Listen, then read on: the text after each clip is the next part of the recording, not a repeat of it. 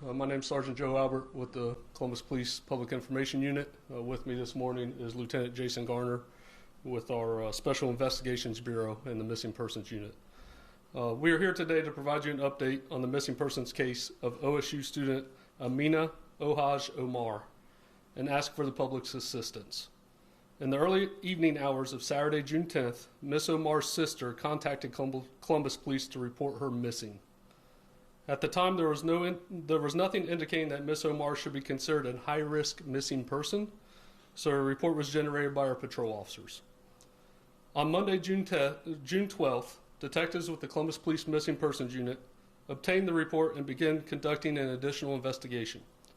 Detectives were able to search several databases, and through their diligent work, they located Miss Omar's vehicle, which was abandoned in the area of I-270 between I-71 and 23 on the south side of Columbus. The vehicle appeared to have minor damage, indicating that it might have been involved in a minor traffic crash.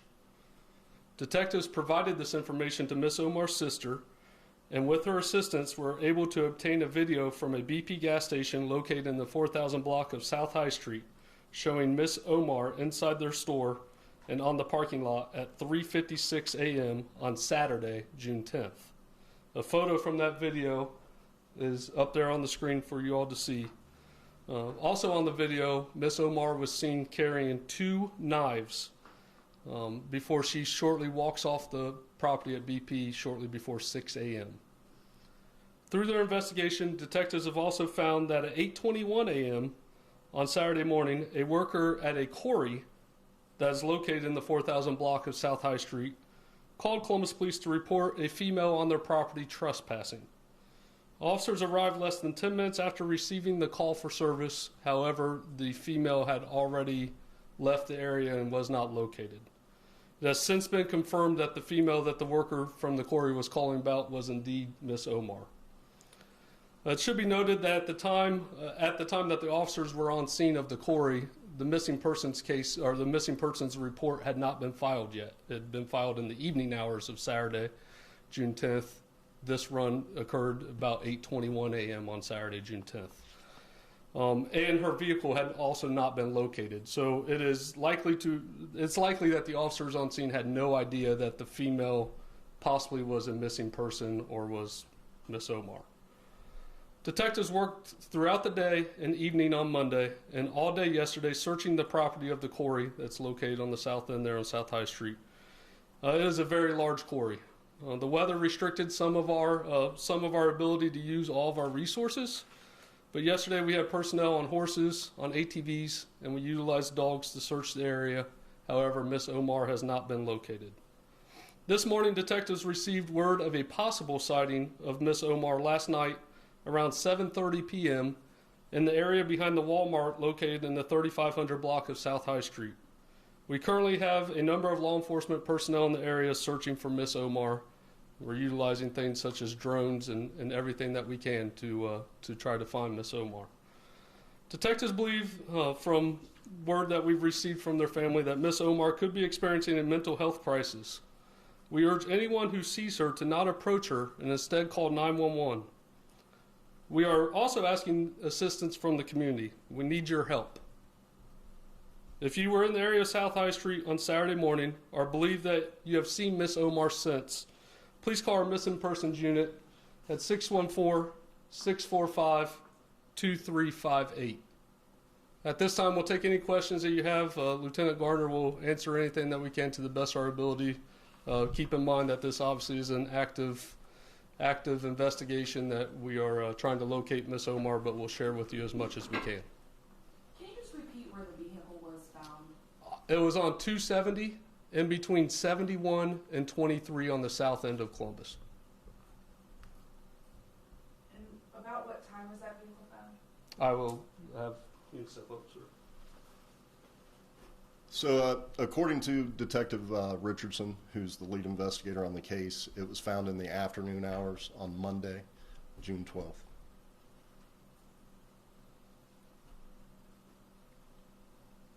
Is it believed that she could be a danger to the public carrying those 2 knives? So we don't know if she is a danger to the public. It's just concerning why she would have them. That's the only thing we know, is that she was in possession of the knives. If you guys are concerned about that, and given the family's info that she may be considering a mental health crisis, can you give us an idea about how law enforcement will go about approaching her if she is located in a safe way? So training kicks in. We deal with mental health crises every day, probably at least a dozen times a day throughout the shifts. So this is something that officers are trained to do. I'm confident we won't have any issues approaching her ourselves. Will there be like a liaison or a non-police officer on the scene as well? It would depend on the situation. I mean, we can't predict how the situation would unfold. Has she gone missing before in previous time? So for Columbus Police, this is the first report that we have for her on file. Are you working with other agencies that may have experienced similar situation before? So we've reached out. Right now, it doesn't appear anybody's had any prior incidences other than potential traffic or criminal stuff. Nothing related to a missing person, but not with Columbus Police. You mentioned she's an OSU student. Is she a current student right now, and are you working with the university to try to figure out what's going on? Sure. So we have verified that she is an active student for the summer courses. There's nothing to indicate that there's any involvement on OSU property or anything. So we're focusing our resources down in the area where we located her vehicle. Have you been in contact with her parents? I know her sisters are nearby, or a sister is nearby. So we have family in town, but they also have family that's not in the United States. Any idea about phone usage? Has her phone still been pinging, or is the phone cut off? Has she had communication with them? So that's part of the investigation we're working on. We can tell you we just continually work on that. We haven't gotten any leads from that so far. Can you explain the area that you're searching? It's pretty rugged down there, and there's a lot of water and stuff like that. Just explain what you're going So through. we're not just focusing in the Corey area. Obviously, we've had information that, possible sighting last night as well. So we're focusing in that 23 South, 270 area all over. We've had a helicopter, we've had drones, ATVs like Sergeant Albert mentioned. We currently have tracking dogs working right now in attempts to help locate her. Sorry, I know this is repetitive. The gas station, where was this, and what date was this screen grab taken of her from that video? So that was on 23 South, just south of 270 at the gas station. That photo itself, I believe, was right around 4:45, 5 o'clock in the morning. And once again, that's the BP just south of 270. Correct. And the quarry is what's right near that. What is the crossroad there? Rathmill Road. Rathmill. Okay, that's okay. Yeah. If you can you explain what interaction she had with the BP station? Was there anything unusual about it, or was it?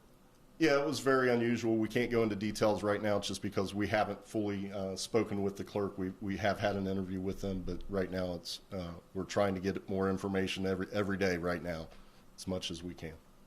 I'm assuming she was alone throughout all of these spottings, right? She wasn't spotted with other people. Yes, ma'am. Was anything found in the vehicle? You mentioned the outside minor damage. She may have been involved in a minor incident, minor crash. Anything inside the vehicle found that could be used as evidence or help lead to where she could be? No, it just appeared to be a minor accident. Airbags were not deployed. There's no indication she was injured out of that. We have video of her after leaving that vehicle. She appears to be physically okay. So. Anything else? Okay. Thank you all. Thank you.